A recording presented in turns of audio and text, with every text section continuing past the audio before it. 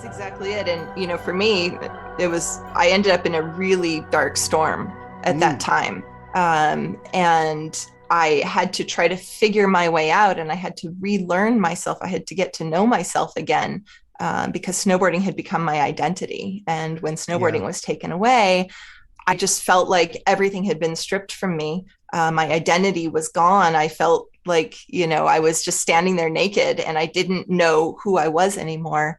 And so as I really took this journey inside myself, started to recognize the guidance that I had, which started to show up in those wiggles and the messages that came to, bring me safe to shore, basically. And now I am loving the opportunity to share that with other people and help guide them as well. Yeah, definitely. That is this is my background's in psychology, and all of this stuff speaks very strongly to that concept of very often we embody this identity, like you were saying. I am a snowboarder. That Mm-hmm. rug gets yanked out underneath you, and I no longer. Well, now who am I? And that always makes me think of Alice in Wonderland and the caterpillar asking her, "Who are you?"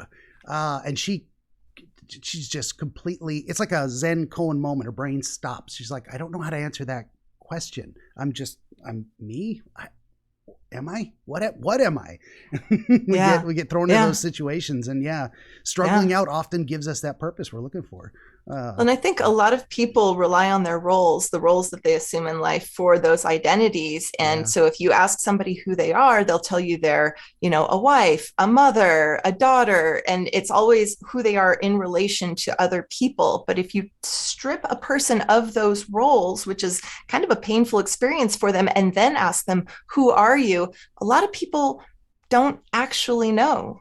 And I think that to live really well in life and not be tossed around by the current of life, you really have to be able to tap into your quiet inner voice who knows exactly who you are. And that is a journey in and of itself. For sure. Yeah. I think the caterpillar also asks her, who are you when you're at home alone? That kind of thing, Mm, which is yeah, not in relation to other people, just this independent existing entity. Well, yeah, I think that's a that's pretty, exactly right. thank you. Yeah, I think that's a pretty good introduction to who you are and what you do. Also, yeah. the And go ahead. I'll just share really quickly that I do take all of those ideas further in my book, 101 Soul Seeds for Reinventing Yourself, which is taking that exact idea of, if all of those roles are stripped away and you don't know who you are, how do you find yourself? Because reinventing yourself is not creating somebody new, it's coming back to who you already are.